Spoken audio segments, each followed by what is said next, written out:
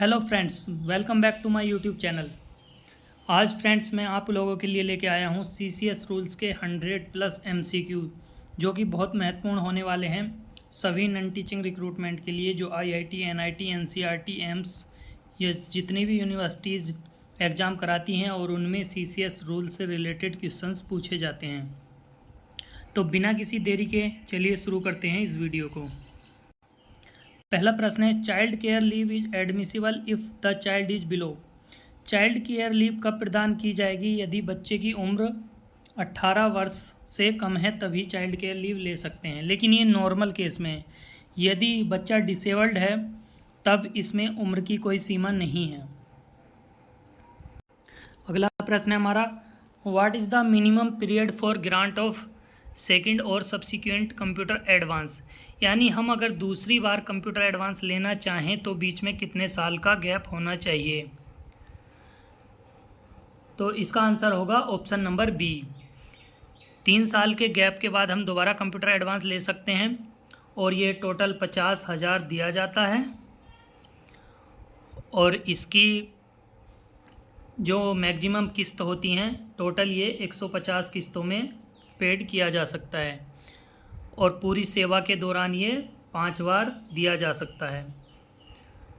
तो right answer हमारा option B होगा, 3 साल का अंतर होना चाहिए दूसरी बार लेने के लिए। नेक्स्ट प्रश्न है हमारा, सीसीएस आचरण नियम 1964 के तहत सरकार शब्द का अर्थ है स्थानीय, राज्य और केंद्र सरकार, केवल राज्य और केंद्र सरकार, केंद्रीय सरकार, दुनिया की कोई भी सरकार। तो सीसीएस कंडक्ट रूल 1964 के तहत सरकार का अर्थ होता है केंद्र सरकार। ऑप्शन सी हमारा सही आंसर होगा। अगला प्रश्न है, केंद्रीय सिविल सेवा अस्थायी सेवा नियम किस तारीख से लागू हैं? 1 अप्रैल 1965, 1 मई 1965, 1 जून 1965, 1 जुलाई 1965। तो केंद्रीय सिविल सेवा अस्थायी सेवा यानी टेम्परेरी सर्विस नियम जो हैं वो 1 मई 1965, ऑप्शन बी हमारा सही आंसर है, इस तारीख से लागू हैं। 50,000 से नीचे है तो एक्चुअल प्राइस, अगर 50,000 है तो पूरा 50,000। तो ऑप्शन नंबर डी हमारा इसका सही आंसर हो जाएगा। और ये टोटल पूरी सेवा में 5 बार ले सकते हैं और मिनिमम 3 गैप का अंतर होना चाहिए, 3 साल का अंतर होना चाहिए दूसरी बार लेने के लिए। अगला प्रश्न है हमारा, सरकारी कर्मचारी या नियुक्ति प्राधिकारी द्वारा अस्थायी सेवा को समाप्त करने के लिए नोटिस की अवधि है 1 हफ्ता, 1 महीना, 2 महीना, 3 महीना। इसमें बोल रहा है यदि अभी टेम्परेरी सर्विस में है कोई कर्मचारी तो या तो अपॉइंटिंग अथॉरिटी या फिर खुद कर्मचारी कितने पीरियड के नोटिस पर जो है सेवा को समाप्त कर सकता है। तो इसका आंसर हो जाएगा 1 महीना। ये 1 महीना के नोटिस में अस्थायी सेवा को समाप्त किया जा सकता है। नेक्स्ट प्रश्न है हमारा, right the full form of CPP। Central purchase power protocol, central purchase procedure and protocol, central public procurement process, central public procurement portal. तो इसका आंसर हो जाएगा option number D, central public procurement portal. ये एक portal है जो कि जिससे खरीदारी की जाती है। नेक्स्ट प्रश्न हमारा, एलटीसी के समय में 10 दिनों के अर्जित अवकाश का नकदीकरण एक सरकारी कर्मचारी की न्यूनतम कितने दिन के बकाया अर्जित अवकाश उपलब्धता के अधीन अधिकृत किया जाता है? 10 दिन, 12 दिन, 15 दिन या 30 दिन? इसका राइट आंसर होगा 30 दिन। यदि जो छुट्टी ली है और ये 10 दिन का इसको हटाने के बाद भी हमारे पास 30 दिन अर्जित अवकाश शेष है तो हमें 10 दिन अर्जित अवकाश का नकदीकरण प्रदान किया जा सकता है। अगला प्रश्न है, AMA में परामर्श किए बिना अगर कोई इनपेशेंट के रूप में उपचार कराना चाहता है तो वह कहाँ पर करा सकता है? गैर सरकारी या प्राइवेट चिकित्सालय में, गैर सरकारी प्राइवेट क्लिनिक में, गैर सरकारी प्राइवेट नर्सिंग होम या सरकारी चिकित्सालय या मान्यता प्राप्त चिकित्सालय। तो इसका आंसर होगा हमारा 4। सरकारी चिकित्सालय या मान्यता प्राप्त चिकित्सालय में सीधे जो है इन पेशेंट के रूप में इलाज कराया जा सकता है। नेक्स्ट प्रश्न, what is the maximum number of monthly installments prescribe for recovery of computer advance. इसका हम ऊपर ही डिस्कस कर चुके हैं। टोटल 150 इंस्टॉलमेंट में रिकवर किया जा सकता है और मैक्सिमम 50,000 हमें कंप्यूटर एडवांस दिया जा सकता है। अगला प्रश्न है, who appoints a private medical practitioner as AMA। AMA के रूप में जो है गैर सरकारी चिकित्सक को नियुक्त करने के लिए कौन जो है अपॉइंटिंग अथॉरिटी कौन है, कौन अपॉइंट कर सकता है। तो इसका आंसर होगा हमारा ऑप्शन नंबर डी, विभाग प्रमुख, जिसे हेड ऑफ डिपार्टमेंट भी बोलते हैं इंग्लिश में। अगला प्रश्न है हमारा, अगर यात्रा हवाई जहाज़ से है तो स्वीकार्य अधिकतम कार्य ग्रहण अवधि क्या है। यदि आप हवाई जहाज़ से यात्रा कर रहे हैं ट्रांसफ़र के बाद, तो आपको कितना ज्वाइनिंग टाइम अधिकतम स्वीकार्य है। 10 दिन, 12 दिन, 15 दिन या फिर 14 दिन। तो इसका सही आंसर हो जाएगा हमारा 12 दिन।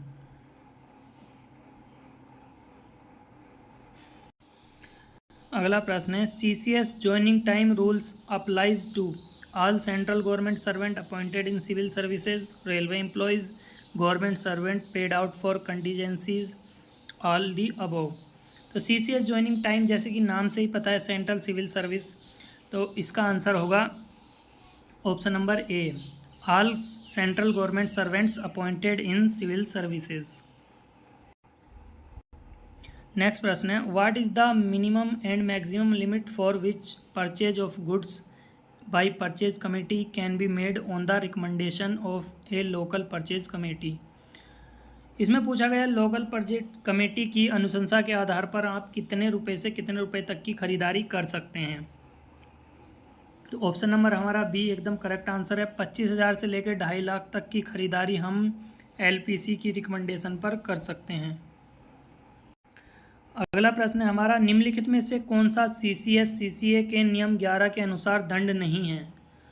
पदोन्नति को रोकना, परिनिंदा, वेतन वृद्धि को रोकना या लिखित चेतावनी। तो ऊपर के 3 हमारे दंड के रूप में हैं, माइनर या फिर मेजर पनिशमेंट में आते हैं, और ऑप्शन नंबर 4 हमारा लिखित चेतावनी जो है ये कोई दंड नहीं है। अगला प्रश्न है हमारा, what is the QCBS stands for. QCBS की फुल फॉर्म यहाँ पे पूछी गई है। ऑप्शन ए हमारा बोल रहा है quality and cost based selection, option B है quantity conscious bid selection, option सी है quality contract bid selection, option d है नन ऑफ द अबव। तो ऑप्शन नंबर हमारा ए इसका एकदम करेक्ट आंसर हो जाएगा, quality and cost based selection. अगला प्रश्न में पूछा गया है, निम्नलिखित में से कौन से पेंशन लाभ आयकर से मुक्त हैं। Death gratuity, retirement gratuity, commuted value of the pension, all the above. तो ये सभी के सभी जो है हमारे आयकर से मुक्त रखे गए हैं। अगला प्रश्न हमारा पूछा गया, which of the following period will not be counted for the purpose of increment. Increment के लिए जो है निम्न में से किसको जो है काउंट नहीं किया जाता। Option A all kinds of duty, option B है ज्वाइनिंग टाइम, ऑप्शन सी है extra ordinary leave without medical certificate for more than 6 months, option D foreign service. तो ऑप्शन ए बी डी हमारा काउंट किया जाता है इंक्रीमेंट पर्पज के लिए, लेकिन ऑप्शन सी जो है काउंट नहीं किया जा सकता है। नेक्स्ट प्रश्न है हमारा, 7वें केंद्रीय वेतन आयोग के कार्यान्वयन पर सरकारी कर्मचारी को दी जाने वाली पेंशन की न्यूनतम राशि क्या है। 3500 रुपये प्रतिमाह, 9,000 रुपये प्रतिमाह, 18,000 रुपये प्रतिमाह, सेवानिवृत्ति की तारीख पर परिलब्धियों या औसत परिलब्धियों का 50% जो भी फायदेमंद हो। तो इसमें न्यूनतम के बारे में पूछा गया है, तो ऑप्शन बी एकदम करेक्ट हो जाएगा। 9,000 रुपये न्यूनतम राशि है जो कि उससे कम पेंशन के लिए नहीं मिलनी चाहिए। ये बहुत ही इजी और इम्पोर्टेंट क्वेश्चन, केंद्र सरकार की सेवा में नए प्रवेशकों के लिए नई पेंशन प्रणाली कब से शुरू की गई है। तो ये जो शुरू हुई है 1 2004 से। ऑप्शन नंबर सी हमारा एकदम राइट आंसर है। नेक्स्ट प्रश्न है, in a 2 bit system what are the 2 bits. 2 bit system में जो है 2 बिट कौन कौन सी होती हैं? Technical bit, dynamic bit, financial bit, online bit. तो इसमें से जो टेक्निकल और फाइनेंशियल बिट हैं ये जो हैं 2 बिट सिस्टम की जो 2 बिट्स होती हैं। तो ऑप्शन नंबर हमारा ए 1 और 3 एकदम राइट आंसर होगा इसका। एक महिला सरकारी कर्मचारी को 60% की विकलांगता वाले बच्चे के लिए चाइल्ड केयर लीव देने के लिए निर्धारित अधिकतम आयु सीमा क्या है? 25 साल से अधिक आयु, 25 साल से कम आयु, कोई आयु सीमा नहीं, 25 से 30 के बीच की आयु। तो इसमें जो है विकलांगता यदि 40% या इससे अबव है तो कोई आयु सीमा निर्धारित नहीं है, कभी भी वो जो है चाइल्ड केयर लीव ले सकती है, लेकिन मैक्सिमम ऑफ 730 डेज ही एक पूरी सेवा के दौरान चाइल्ड केयर लीव प्रदान की जाती है। ये प्रश्न दोबारा आया है, लेकिन ये महत्वपूर्ण प्रश्न है क्योंकि ये ऊपर भी किसी एग्ज़ाम में पूछा गया था और यहाँ पर भी ये किसी दूसरे एग्ज़ाम में पूछा गया है। सरकारी कर्मचारी के पास कितना न्यूनतम अर्जित अवकाश शेष होना चाहिए जब वह एलटीसी का लाभ उठाते समय अर्जित अवकाश को भुनाना चाहता है? तो ऑप्शन नंबर ए हमारा सही आंसर होगा 30 डेज। ये भी बहुत इंपॉर्टेंट प्रश्न है। Non practicing allowance is admissible. NPA जो है मेडिकल ऑफिसर्स को मिलता है 20% बेसिक पे का। तो किस कंडीशन में जो है, कौन सी कंडीशन है जो कि उसकी बेसिक पे प्लस एनपीए जो है इस कितने रुपए से ज़्यादा नहीं होना चाहिए? ऑप्शन ए है 2,25,000, ऑप्शन बी है 2,37,500, ऑप्शन नंबर थर्ड वाला है 2,22,500 और ऑप्शन 4 है 2,15,000। तो बेसिक पे और एनपीए मिलाकर 2,37,000 से ज़्यादा किसी भी उसमें नहीं होना चाहिए। नेक्स्ट प्रश्न है जो कि जीपीएफ रूल से है। What is the maximum limit allowed for withdrawal from GPF for illness. यानी अपने परिवार या खुद की बीमारी के इलाज के लिए कितने प्रतिशत तक हम अपने जीपीएफ में जमा अमाउंट का निकाल सकते हैं? 50% of amount at a credit, 75% of amount at a credit, 100% of amount at a credit, 90% of amount at credit. इसमें जो है 90% अमाउंट हम निकाल सकते हैं बीमारी के इलाज के लिए, खुद के या अपने आश्रितों के। अगला प्रश्न है हमारा, what are capital receipt, internal and external डेब्ट, disinvestment receipt, repayment of loans and advances, all the above. तो ये सभी जो हैं हमारे कैपिटल रिसिप्ट के अंतर्गत आते हैं। बहुत ही इंपॉर्टेंट प्रश्न, daily allowance is not admissible at an official tour station for a continuous halt beyond. कितने दिनों के बाद जो है उसको डीए मिलना बंद हो जाएगा जो कि ऑफिशियल ड्यूटी के लिए अपने स्टेशन से किसी और प्लेस पर गया हुआ है? तो इसका आंसर होगा हमारा पहला वाला। 180 डेज़ के बाद उसको फिर वहाँ पे टेम्परेरी हेडक्वार्टर डिक्लेयर कर दिया जाएगा उसका और उसको डीए मिलना बंद हो जाएगा। अगला प्रश्न है, the travelling allowance rules are covered in the FRSR. Travelling allowance जो है एफआरएसआर के किस पार्ट में कवर किए गए हैं? तो पार्ट 2 में जो है हमारे ट्रेवलिंग अलाउंस को कवर किया जाता है। तो देख लेते हैं किस पार्ट में क्या क्या कवर किया जाता है एफआरएसआर। एफआरएसआर पार्ट 1 में जनरल रूल्स को कवर किया जाता है। एफआरएसआर पार्ट 2 में टीए रूल्स हैं। एफआरएसआर पार्ट 3 में सीसीएस लीव रूल्स हैं। एफआरएसआर पार्ट 4 में डियरनेस अलाउंस है। एफआरएसआर पार्ट 5 में एचआरए एंड सीसीए है। नेक्स्ट प्रश्न है, under NPS A partial withdrawal not exceeding, कितने प्रतिशत जो है हम पार्ट विड्रॉल कर सकते हैं एनपीएस से हायर एजुकेशन ऑफ चिल्ड्रन के लिए? 15%, 20%, 25% या 40%? तो ये हम 25% पार्ट विड्रॉल कर सकते हैं एनपीएस से और पूरी सेवा के दौरान केवल 3 बार ही पार्ट विड्रॉल किया जा सकता है। नेक्स्ट प्रश्न है हमारा, what is the full form of PFMS? Permanent finance management system, public financial management system, public finance monetary system, prime minister finance measurement system. तो इसका राइट आंसर होगा public financial management system. PFMS की full form यहाँ पे दी गई है। अगला प्रश्न है हमारा, a government employees was found arrested for more than 48 hours under IPC भारतीय दंड संहिता के तहत जो है किसी कर्मचारी को 48 घंटे से ज़्यादा के लिए यदि अरेस्ट किया गया है तो उस स्थिति में एम्प्लॉयर को क्या कर रहे हैं, यानी सरकार क्या करेगी।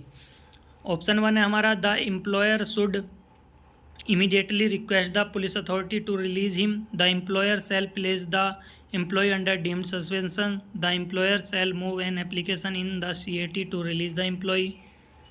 None of the action are desirable as the crime is not yet proved. तो इसमें एम्प्लॉयर को क्या करना है, उसको डीम्ड सस्पेंड कर देना है। ऑप्शन नंबर बी हमारा सही आंसर होगा, यदि 48 घंटे से ज़्यादा उसको हो गए हैं अरेस्ट हुए। A transaction in movable property by a government servant should be reported to prescribed authority. यदि किसी कर्मचारी ने चल संपत्ति का ट्रांजैक्शन किया है तो कितने दिन के अंदर उसकी सूचना सरकार को दी जानी चाहिए। ऑप्शन 1 है हमारा, before entering into the transaction, यानी ट्रांजैक्शन में एंट्री करने से पहले, with in 15 days of entering into transaction, with 1 month of entering into transaction, with इन 3 months of entering into transaction. तो इसका आंसर होगा 1 महीने के अंदर जो है मूवेबल प्रॉपर्टी के ट्रांजैक्शन की सूचना दे दी जानी चाहिए। किंतु यदि ये ट्रांजैक्शन ऐसे व्यक्ति के साथ हो रहा है जिसके साथ ऑफिशियल डीलिंग है तो इस स्थिति में प्रायर परमिशन लेना अनिवार्य है। Who is competent to condone a delay in submission of medical claims under CSMA rules? Ministry of health, head of the department, joint secretaries, all the above. तो इसमें ये सभी लोग जो हैं कॉम्पिटेंट हैं मेडिकल क्लेम में हुए डिले को कंडोन करने के लिए। ये प्रश्न फिर से रिपीट हुआ है, वही LTC के साथ यदि हम 10 दिन का अवकाश नकदीकरण लेना चाहते हैं तो हमारे पास कितने दिन छुट्टी जमा होना चाहिए, तो इसका 30 डेज सही आंसर होगा। इस प्रश्न में पूछ रहा है यदि किसी गवर्नमेंट सर्वेंट का ट्रांसफ़र ऐसी जगह पे हुआ है जो कि रेसिडेंस इन्वॉल्व नहीं है, जिसमें चेंज ऑफ रेसिडेंस, एक्चुअल में ये क्वेश्चन है कि यदि आपका ट्रांसफ़र विद इन स्टेशन हुआ है एक सेम स्टेशन पर और आपका रेसिडेंस चेंज इन्वॉल्व नहीं है तो आपको कितने दिन का ज्वाइनिंग टाइम दिया जाएगा। तो इसमें आपको कोई ज्वाइनिंग टाइम नहीं दिया जाएगा। अगला प्रश्न हमारा, the term retirement benefits include pension, service gratuity, retirement gratuity, all the above. तो ये सभी जो है हमारे रिटायरमेंट बेनिफिट होते हैं, तो ऑल दी अबव इसका सही आंसर होगा। अगला प्रश्न हमारा, which rule of GFR deals with the time barred claim of government servant? Rule 299, rule 301 का 1, रूल 296, रूल 298। तो रूल 296 जो है टाइम बार्ड क्लेम को डील करने के लिए GFR का रूल है। नेक्स्ट प्रश्न है हमारा, यदि कोई एम्प्लॉई 60 साल से पहले, 60 साल की आयु होने से पहले ही NPS से एग्ज़िट करना चाहता है, यानी या तो उसने रिज़ाइन दे दिया हो या वॉलंटरी रिटायरमेंट चला गया हो, तो उसको जो है कितने % अपने NPS खाते में जमा राशि का एन्युटी खरीदना अनिवार्य है। तो इस स्थिति में 80% एन्युटी परचेज करना उसको अनिवार्य है और 20% उसको विड्रॉल दे दिया जाएगा। नेक्स्ट प्रश्न है, ये MA रूल्स का है। What is the rate of first consultation fees paid to medical post graduate या स्पेशलिस्ट अपॉइंटेड एज AMA के रूप में नियुक्त किए गए मेडिकल पोस्ट ग्रेजुएट और स्पेशलिस्ट को जो है फर्स्ट कंसल्टेशन फीस कितनी रुपए निर्धारित की गई है? तो इसका आंसर होगा 100 रुपीज़। नेक्स्ट प्रश्न हमारा, a retired group A officer will be required to obtain sanction permission of government if he wishes to accept any commercial employment. यदि कोई ग्रुप A अधिकारी है और वो जो है कॉमर्शियल एम्प्लॉयमेंट एक्सेप्ट करना चाहता है तो कौन सी समय सीमा है? यदि वो उसके अंदर वो करना चाहता है तो उसको प्रायर परमिशन लेना अनिवार्य है। ऑप्शन ए है with in 1 year of retirement, option B है विद इन 2 ईयर्स ऑफ रिटायरमेंट, ऑप्शन सी है विद इन 3 years of retirement, option d है विद इन 4 ईयर्स ऑफ रिटायरमेंट। तो यदि वो 1 साल के अंदर कोई कॉमर्शियल एम्प्लॉयमेंट एक्सेप्ट करना चाहता है तो उसको जो है सरकार की प्रायर परमिशन लेना अनिवार्य है। बट यदि ये किसी यूनिवर्सिटी वगैरह में कोई पद ग्रहण करना चाहता है तो उसके लिए कोई परमिशन की आवश्यकता नहीं होगी। अगला प्रश्न है हमारा, मौलिक नियमों के किस खंड के अनुसार एक अधिकारी जो बिना किसी अधिकार के ड्यूटी से अनुपस्थित है, ऐसी अनुपस्थिति की अवधि के दौरान किसी भी वेतन और भत्ते का हकदार नहीं होगा? FR 15A, FR 17A, FR 44, FR 23। तो FR 17 के अनुसार इसका सही आंसर होगा। नेक्स्ट प्रश्न है हमारा, what is the minimum rate of interest allowed to GPF subscription? GPF subscription के लिए न्यूनतम जो रेट फिक्स किया गया है कि उससे कम इंटरेस्ट रेट नहीं दिया जाएगा। तो क्या कौन सा आंसर हमारा सही होगा? 4%, 5%, 6%, नो मिनिमम रेट फिक्स्ड। तो इसके लिए न्यूनतम जो रेट फिक्स किया गया है वो 4% है, इससे कम इंटरेस्ट नहीं होगा। अगला प्रश्न है, what is the financial limit for purchase of goods without quotation और बिड्स? बिना कोटेशन और बिड्स के हम कितने रुपए तक की खरीदारी कर सकते हैं? 25,000, 30,000, 15,000 या फिर 20,000? तो इसका सही आंसर होगा 25,000। 25,000 तक की खरीदारी हम बिना किसी कोटेशन और बिड्स के कर सकते हैं। लिमिटेड टेंडर इंक्वायरी में be adopted when estimated value of goods to be procured up to. कोई भी खरीदारी हम कर रहे हैं जिसकी वैल्यू 25 लाख तक की है तो हम लिमिटेड टेंडर इंक्वायरी के तहत खरीदारी कर सकते हैं। ये प्रश्न ऊपर भी डिस्कस हो चुका है, जो न्यूनतम फैमिली पेंशन की जो है कितनी वैल्यू है जो कि 7 CPC में निर्धारित की गई है। तो राइट आंसर होगा 9,000 प्रति मंथ। अगला प्रश्न है, what is the rate of first consultation fees paid to medical licensees and medical graduates appointing at AMA? AMA के रूप में MBBS या फिर जो मेडिकल लाइसेंसी हैं उनको फर्स्ट कंसल्टेशन फ़ीस कितनी निर्धारित की गई है? तो इसका राइट आंसर होगा ऑप्शन नंबर डी, 70 रुपीज़। अगला प्रश्न हमारा, सरकारी कर्मचारी की वेतन वृद्धि रोकने से संबंधित नियम है। FR 27, FR 24, FR 26, FR 22।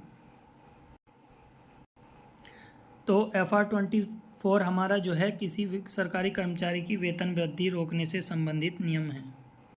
अगला प्रश्न है हमारा, सक्षम प्राधिकारी द्वारा समय से पहले वेतन वृद्धि किसके तहत दी जा सकती है? यदि किसी कर्मचारी को समय से पूर्व वेतन वृद्धि दी जानी है तो किस फंडामेंटल रूल का प्रयोग किया जाएगा? FR 27, FR 22, FR 31 या FR 47? तो FR 27 में यह प्रक्रिया दी गई है। अगला प्रश्न है हमारा, असाधारण छुट्टी यानी एक्स्ट्रा ऑर्डिनरी लीव का उल्लेख CCS छुट्टी नियम 1972 के किस नियम के तहत किया गया है? तो इसका आंसर होगा नियम 32 के तहत हमारा एक्स्ट्रा ऑर्डिनरी लीव को परिभाषित किया गया है। अगला प्रश्न है हमारा, from when was maximum limit on commutation of pension increase to 40%? From 1/1/1986, from 1/10/1986, from 1/1/1996, from 1/1/2006। तो 1/1/1996 से कम्यूटेशन वैल्यू को 40% तक इंक्रीज़ किया गया है। अगला प्रश्न है हमारा, देय अर्जित अवकाश की सीमा तक सेवानिवृत्ति की तैयारी के लिए छुट्टी के दिनों की अधिकतम संख्या क्या है? इसमें पूछा है रिटायरमेंट की प्रिपरेशन के लिए अधिकतम छुट्टी कितनी दी जा सकती है? तो 300 दिन, 200 दिन, 100 दिन या 360 दिन? तो ये अधिकतम 300 दिन की छुट्टी दी जा सकती है। अगला प्रश्न हमारा, सेवा के दौरान अवकाश यात्रा रियायत के साथ अर्जित अवकाश का कुल नकदीकरण कुल मिलाकर कितने दिन से अधिक नहीं होगा? 60 दिन, 90 दिन, 45 दिन या 30 दिन? तो ये पूरी सेवा के दौरान 60 दिन का हम LTC के साथ नकदीकरण कर सकते हैं। What is the maximum rate of subscription to GPF? 6% of emoluments, 10% of emoluments, 100% of emoluments, 8 सही, 1/3% of emoluments। तो मैक्सिमम पूछा गया है यहाँ पे, तो पूरा 100% ऑफ emoluments हम मतलब एक सब्सक्राइबर अपना पूरा 100% ऑफ इमोल्यूमेंट्स जीपीएफ में कटवा सकता है। अगला प्रश्न है हमारा, एक सेवानिवृत्त सरकारी कर्मचारी को देय अर्जित अवकाश और अर्धवेतन अवकाश दोनों के लिए अवकाश वेतन के बराबर नकद भुगतान की अधिकतम संख्या क्या है? तो कितने दिन का छुट्टी उसके पास जमा है कि उसको मैक्सिमम कितना दिन का नकद भुगतान दिया जा सकता है? 380 दिन, 300 दिन, 400 दिन या 600 दिन? तो दोनों मिला के HPL और EL मिलाकर 300 दिन तक का ही उसको नगद भुगतान लीव इनकेसमेंट दिया जा सकता है। चाहे उसके पास 500 दिन LHP जमा हो तब भी उसको, अगर उसके पास 300 दिन EL जमा है तो 300 दिन EL का दे दिया जाएगा। यदि उसके पास 280 दिन EL प्लस 100 डेज HPL जमा है तब उसको 280 दिन EL प्लस 20 दिन HPL का नगद भुगतान किया जाएगा। Which bids is open first by ministry in two bid system? Two bid system में जो है सबसे पहले कौन सी बिड ओपन की जाएगी? Financial bid, technical bid, both should be opened simultaneously any one bid? तो इसमें जो है सबसे पहले टेक्निकल बिड ही खोली जाती है। यदि टेक्निकल बिड के मापदंड पर सही उतरती है बिड तभी फाइनेंशियल बिड खोली जाती है। अगला प्रश्न है हमारा, जांच रिपोर्ट की एक प्रति प्राप्त होने पर सरकारी कर्मचारी को अपना लिखित अभ्यावेदन या प्रस्तुतिकरण कितने दिनों के भीतर अनुशासनात्मक प्राधिकारी को प्रस्तुत करना होगा, भले ही रिपोर्ट सरकारी कर्मचारी के अनुकूल हो या न हो? तो इसमें क्या समय सीमा निर्धारित की गई है? 20 दिन, 7 दिन, 15 दिन या 30 दिन? तो इसमें इसके लिए जो है 15 दिन की सीमा निर्धारित की गई है। 15 दिन के अंदर उसको अपना आवेदन प्रस्तुत करना होगा डिसिप्लिनरी अथॉरिटी के समक्ष। अगला प्रश्न है हमारा, what is the entitlement of rail accommodation during tour transfer of A government servant drawing पे इन पे लेवल 7? पे लेवल 7 में जो है वेतन आहरण करने वाले कर्मचारी को कौन से रेलवे का जो है एकोमोडेशन प्रदान किया जा सकता है? AC 3 tier, AC 2 tier, second class sleeper, AC first class? तो पे लेवल 7 के लिए AC 2 टायर के लिए वो ऑथराइज हैं। CSMA नियमों की परिभाषा के अनुसार जिले का क्या अर्थ है? वह जिला जिसमें सरकारी कर्मचारी का निवास स्थित है, वह जिला जिसमें सरकारी कर्मचारी बीमार पड़ता है, वह जिला जिसमें सरकारी कर्मचारी का कार्यालय स्थित है, वह जिला जिसमें सरकारी कर्मचारी का गृहनगर पड़ता है। तो CSMA नियमों की परिभाषा के अनुसार जिस जिले में सरकारी कर्मचारी बीमार पड़ता है वो जो है जिले की परिभाषा के अंतर्गत आता है। What is the rate of mileage allowance for journey by auto rickshaw on scooter ETC based on 7 CPC? तो इसमें जो है रेट ऑफ माइलेज मतलब प्रति किलोमीटर जो है कितनी दर निर्धारित की गई है यदि जर्नी ऑटो रिक्शा या फिर खुद के स्कूटर से की जाती है? 10 रुपये प्रति किलोमीटर, 20 रुपये प्रति किलोमीटर, 25 रुपये प्रति किलोमीटर या फिर 12 रुपये प्रति किलोमीटर? तो इसका सही आंसर होगा 12 रुपये प्रति kilometre. When a government servant applies for a specific kind of leave, the leave sanctioning authority does not have the power to sanction, refuse, revoke या alter। यदि किसी सरकारी कर्मचारी ने किसी मतलब पार्टिकुलर लीव के लिए अप्लाई किया है, CL या EL या PL, तो इसमें जो है सैंक्शनिंग अथॉरिटी क्या नहीं कर सकता? तो वो किसी भी परिस्थिति में इसमें जो है परिवर्तन नहीं कर सकता। यदि उसने EL ली है तो EL ही सैंक्शन करेगा या फिर EL के लिए मना भी कर सकता है, लेकिन उसको पावर नहीं है कि यदि उसने EL डाली है तो वो CL सैंक्शन कर दें। अगला प्रश्न है हमारा, leave account of a gazetted government servant shall be maintained by audit office himself pay and account office head of office? तो एक राजपत्रित अधिकारी का लीव अकाउंट जो है हेड ऑफ ऑफिस द्वारा मेंटेन किया जाता है। अगला प्रश्न है, what is the minimum rate of subscription to GPF? कोई GPF सब्सक्राइबर जो है अपने इमोल्यूमेंट्स का कितना परसेंट जो है न्यूनतम किया गया है कि उससे कम वो नहीं कटा सकता। 6%, 10%, 100%, 8/1/3%। तो इसके लिए जो न्यूनतम दर निर्धारित की गई है वो 6% है। इससे कम जो है वो अपने जीपीएफ के लिए नहीं कटा सकता। नेक्स्ट प्रश्न है हमारा, एक निलंबन के आदेश की समीक्षा सक्षम अधिकारी द्वारा की जाती है एवं यह निर्णय लिया जाता है कि आदेश की अवधि बढ़ाई जाए।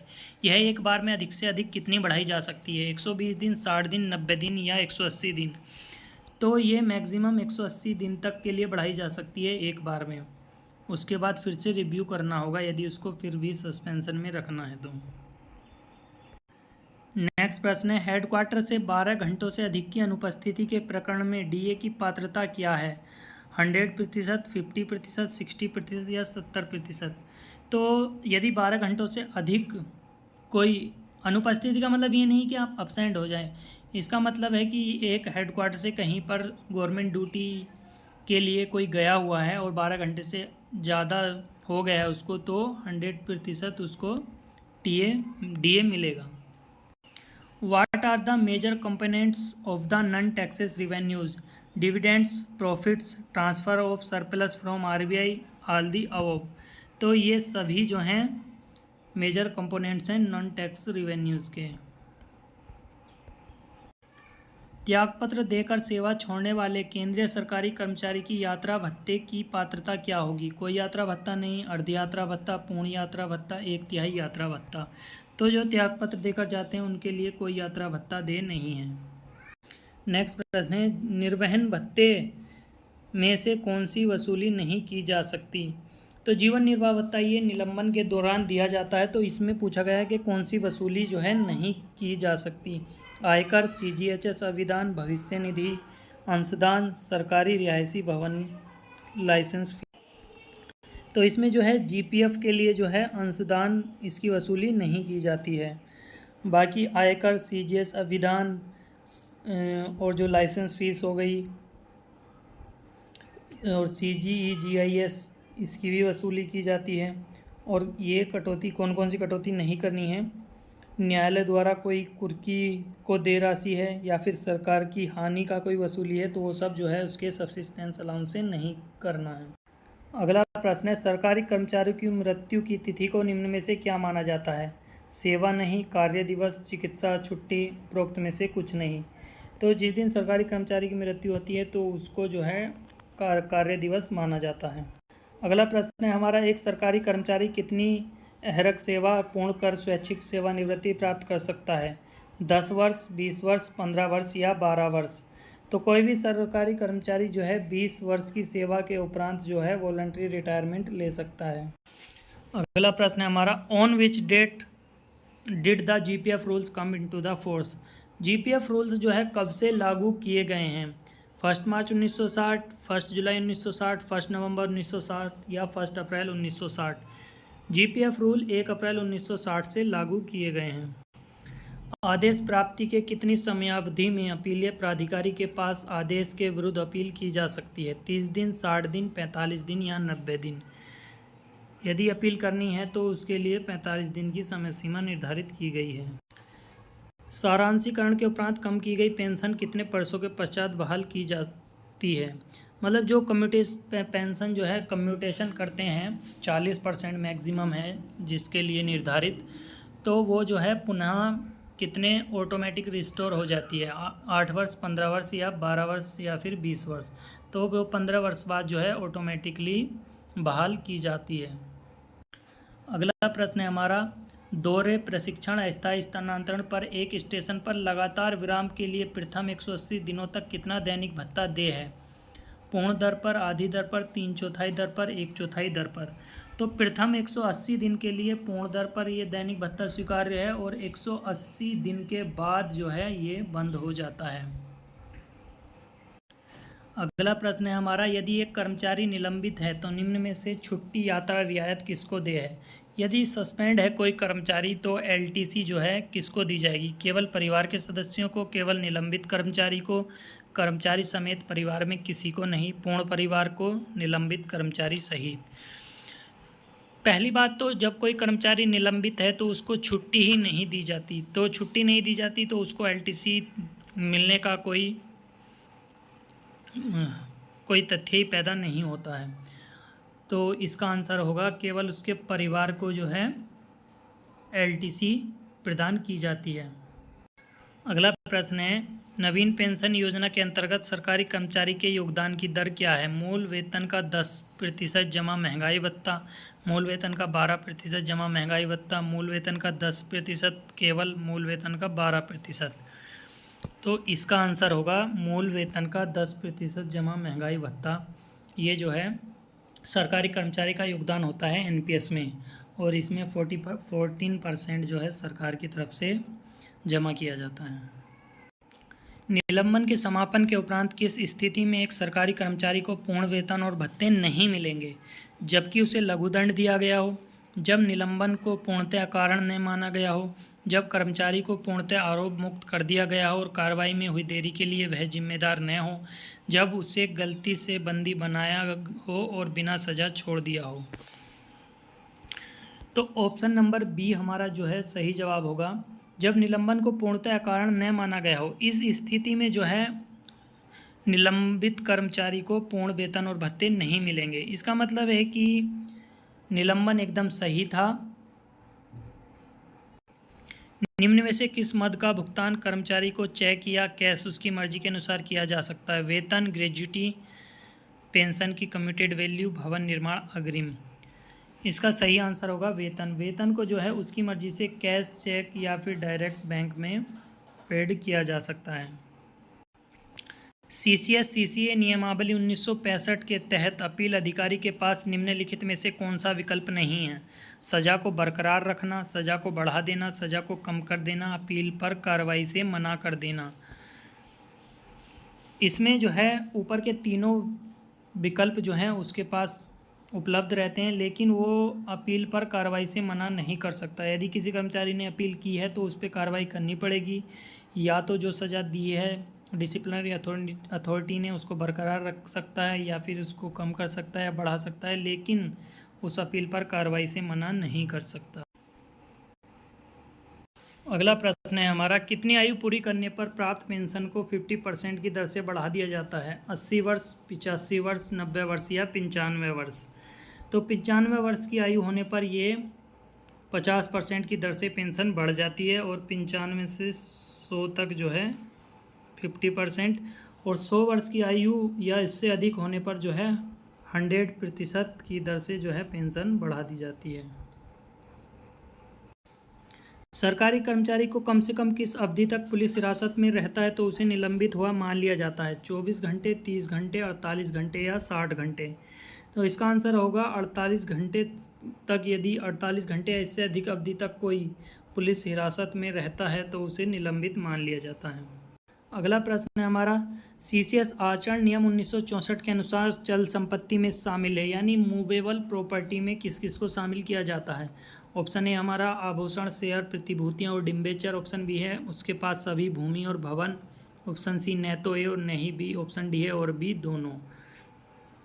तो मूवेबल प्रॉपर्टी में जो है हमारे आभूषण, शेयर, प्रतिभूतियाँ और डिम्बेचर आते हैं, जबकि ये जो भवन और भूमि ये सब हमारे अचल संपत्ति यानी इमूवेबल प्रॉपर्टी में आते हैं। जब एक सरकारी कर्मचारी एनपीएस से पूर्व परिपक्व, निकास या स्वैच्छिक रूप से सेवानिवृत्त होता है तो न्यूनतम एन्युटाइजेशन और अधिकतम एकमुश्त निकासी कितनी है? इसमें पूछा गया है कि यदि कोई कर्मचारी 60 वर्ष से पूर्व स्वैच्छिक सेवानिवृत्त होता है या फिर रेजिग्नेशन देता है तो उसको कितने की एन्युटी खरीदनी है और कितना उसको एक बार में पैसा विड्रॉल मिल जाएगा। तो इसका सही आंसर होगा न्यूनतम एन्युटाइजेशन 80% और अधिकतम एकमुश्त निकासी जो है 20%, यदि वह 60 वर्ष से पूर्व या तो स्वैच्छिक सेवानिवृत्त होता है या फिर रेजिग्नेशन दे देता है सेवा से। अगला प्रश्न है हमारा, which ministry is competent to issue guidelines for preparation of budget estimates from time to time? Ministry of finance, ministry of home affairs, ministry of human resources, ministry of personal and training. तो इसका right answer होगा ministry of finance जो है guidelines issue करती है budget estimate बनाने के लिए समय समय पर। अगला प्रश्न है हमारा, सेवानिवृत्ति अधिवर्षिता प्राप्त करता है, मतलब कोई कर्मचारी जो है एनपीएस से सेवानिवृत्त अधिवर्षिता यानी सुपरएनुएशन जा रहा है तो उसको जो है कितना एन्यूटाइजेशन और एक बार में उसको कितना विड्रॉल दे दिया जाएगा। तो इसका सही आंसर होगा ऑप्शन नंबर बी हमारा, उसको 40% की एन्युटी खरीदनी होगी और 60% जो है एक मुश्त राशि दे दी जाएगी।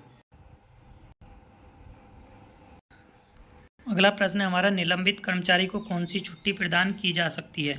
आकस्मिक छुट्टी, संतान पालन अवकाश, अर्जित छुट्टी, छुट्टी प्रदान नहीं की जा सकती। तो सस्पेंड कर्मचारी को कोई भी छुट्टी प्रदान नहीं की जा सकती, केवल विशेष परिस्थितियों में उसको हेडक्वार्टर छोड़ने की अनुमति प्रदान की जाती है। अगला प्रश्न हमारा, एक राशि के एकमुश्त भुगतान के लिए सरकारी सेवक को अधिकतम कितने प्रतिशत पेंशन को बदलने की पात्रता है? 1/3, 40%, 25% या 50%। तो 40% पेंशन को जो है वो कम्यूटेशन कर सकता है। अगला प्रश्न है हमारा, निम्न में से कौन से मामले में सरकारी कर्मचारी को अवकाश स्वीकृत नहीं किया जाना चाहिए जिसे सक्षम दंड प्राधिकारी ने निर्णय लिया है? बर्खास्त करने का, हटाने का, अनिवार्य सरकारी सेवा से रिटायर करने का। तो इन तीनों ही स्थिति में उस कर्मचारी को छुट्टी प्रदान नहीं करनी चाहिए जिसे जो है कॉम्पिटेंट अथॉरिटी ने निर्णय ले लिया है, या तो बर्खास्त करने का या हटाने का या फिर कंपलसरी रिटायरमेंट भेजने का। एक महिला सरकारी कर्मचारी को 18 वर्ष से अधिक आयु के विकलांग बच्चे हेतु शिशु देखभाल अवकाश स्वीकृत करने के लिए न्यूनतम कितने प्रतिशत विकलांगता निर्धारित है? 20%, 30%, 40% या 50%।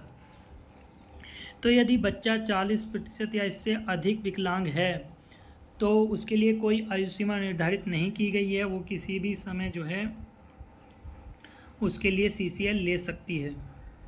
अगला प्रश्न है, निम्नलिखित में से कौन सी वसूली के वैकल्पिक है और केवल निलंबित अधिकारी की सहमति से वसूल की जा सकती है? यानी अगर कोई सस्पेंड कर्मचारी बोल रहा है कि उसके जीवन निर्वाह भत्ता से ये वसूली कर ली जाए तो ही वो वसूली करनी है, अन्यथा नहीं करनी है। ऑप्शन ए आयकर प्रीमियम, ऑप्शन बी डाक जीवन बीमा, ऑप्शन सी बिजली शुल्क, ऑप्शन डी जल प्रवाह। तो इसमें जो है PLI का जो कटौती है वो केवल जो है उसकी गवर्नमेंट सर्वेंट की सहमति के आधार पर ही करनी है, अन्यथा नहीं करनी है। अगला प्रश्न है हमारा, कार्यस्थल पर महिलाओं का यौन उत्पीड़न रोकथाम निषेध और निवारण अधिनियम 2013 के तहत गठित आंतरिक शिकायत समिति के सदस्यों का कार्यकाल अधिकतम कितना होना चाहिए? 2 साल, 3 साल, 5 साल या 1 साल? तो ये जो है अधिकतम 3 साल के लिए गठित की जाती हैं, तो हमारा ऑप्शन भी सही आंसर होगा। अगला प्रश्न हमारा, what is the monetary limit of petty losses which need not be reported to the next higher authority? कितने तक के लॉस जो हैं हमारे उच्च प्राधिकारी को हम रिपोर्ट करने की आवश्यकता नहीं है? 20,000, 15,000, 10,000 या 5,000? तो 10,000 तक के लॉसेज जो हैं हमें उच्च अधिकारियों को रिपोर्ट करने की आवश्यकता नहीं है, उन्हें अपने लेवल पर ही निपटान किया जा सकता है। ऑप्शन नंबर सी हमारा सही आंसर होगा। अगला प्रश्न हमारा, a government servant retired on superannuation on 31/8/2017 his leave at credit as on 30/6/2017 was 280 days. What will be total EL at credit for encashment on 31/8/2017?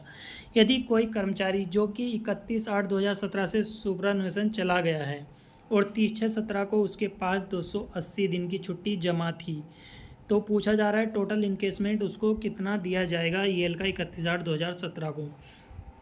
तो EL जो है प्रति मंथ के लिए 2.5 दिन EL दिया जाता है। तो 30/6 को उसके बाद 280 दिन था, उसके बाद जुलाई और अगस्त 2 महीने उसने किया है, तो 2.5 5 दिन और उसके अकाउंट में जोड़ दिया जाएगा, तो टोटल 285 डेज जो है उसको लीव इनकेसमेंट दिया जाएगा EL का। ये प्रश्न भी बहुत बार पूछा गया है। Fundamental rules came into force with effect from 1 जनवरी 1922, 1 अप्रैल 1960, 8 दिसंबर 1944 या 1 जून 1972? तो फंडामेंटल रूल जो है 1 जनवरी 1922 से प्रभावी हैं।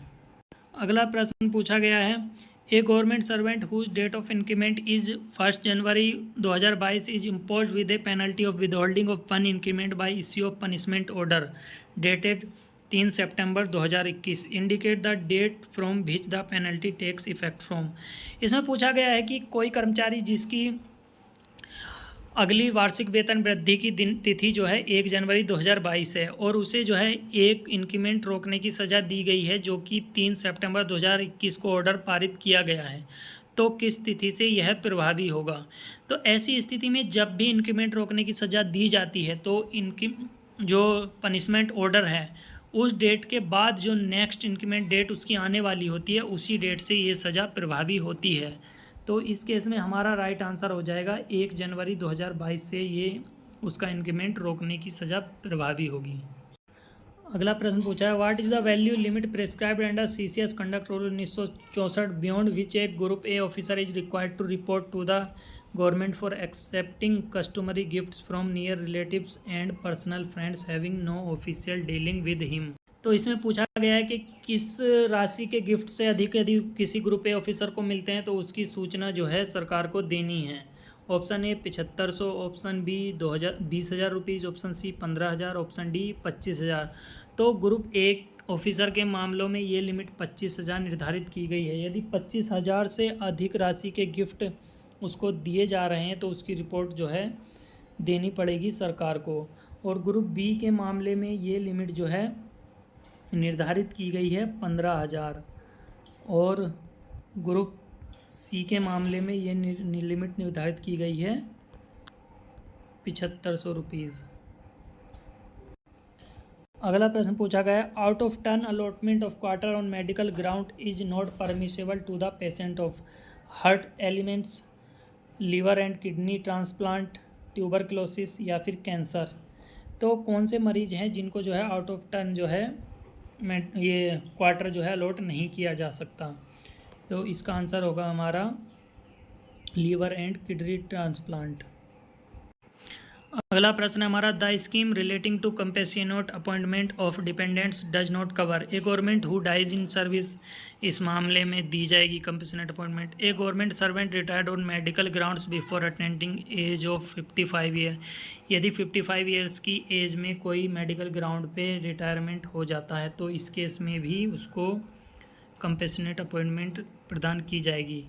Option C an ex employ serving in jail term. यही हमारा राइट आंसर है। इस केस में कंपेशनेट अपॉइंटमेंट प्रदान नहीं किया जाएगा। ऑप्शन डी में भी कंपेशनेट अपॉइंटमेंट प्रदान किया जाएगा। ये member of armed forces boarded out but unfit for civil service.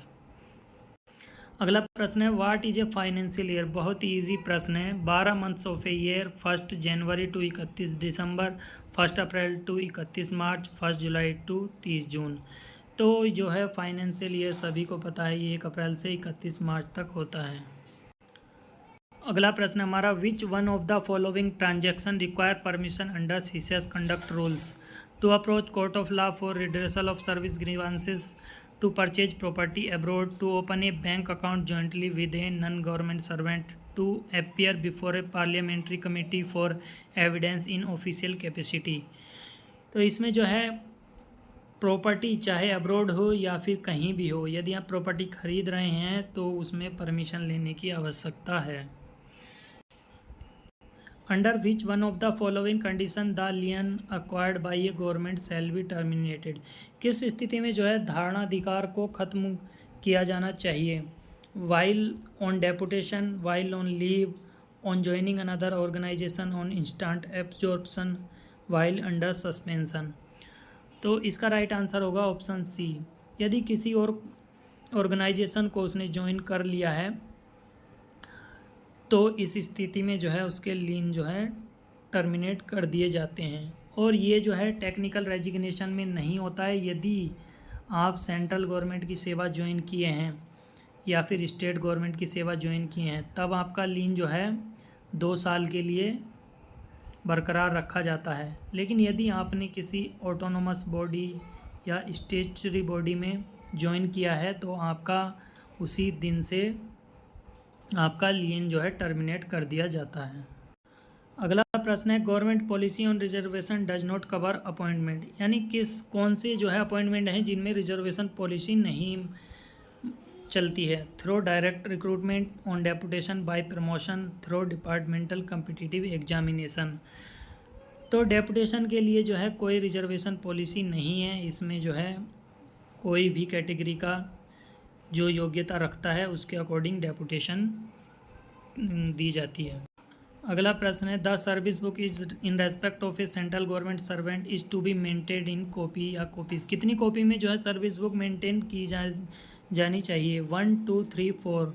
तो इसका राइट आंसर होगा 2 कॉपीज़ में ये जो है सर्विस बुक मेंटेन की जानी चाहिए। एक कॉपी इंडिविजुअल के पास और एक कॉपी जो है कार्यालय में रहनी चाहिए। अगला प्रश्न है, the definition of term sexual harassment includes physical contact and advances, a demand or request for sexual favour, showing pornography, all the above. तो ये सभी कृत्य जो हैं हमारे सेक्सुअल हरासमेंट के अंतर्गत आते हैं। अगला प्रश्न है, can a government servant marry a person of nationality other than India? Yes. Can marry any one of his choice? No. Must intimate the fact to the government, must obtain the permission of such marriage. यदि कोई कर्मचारी चाहता है कि किसी विदेशी महिला या पुरुष से शादी करनी है उसको, तो वो शादी कर लेगा, लेकिन उसकी सूचना जो है सरकार को देना आवश्यक है। अगला प्रश्न है हमारा, what is a common proceeding? Disciplinary action on a common cause, same penalty of different reasons, same disciplinary action on 2 or more government servant concerned in any case, none of the above. तो common proceeding का मतलब होता है same disciplinary action on 2 or more government servant concerned in any case. Option C हमारा right answer हो जाएगा। तो friends ये थे हमारे टोटल 100+ से भी ज़्यादा MCQ। तो फ्रेंड्स कैसा लगा ये वीडियो आप हमें कमेंट करके बताइएगा, और ये बहुत ही यूज़फुल होने वाला है। आप इसी वीडियो को देख के कम से कम एग्ज़ाम आपका 40 से 50% एग्ज़ाम आपका इसी वीडियो में कवर हो जाएगा। तो आई होप दोस्तों ये वीडियो आपको बहुत अच्छा लगा होगा। तो इस वीडियो को लाइक करना मत भूलिएगा, ज़्यादा से ज़्यादा शेयर कीजिए और हमारे चैनल को सब्सक्राइब करना मत भूलिएगा। जय हिंद।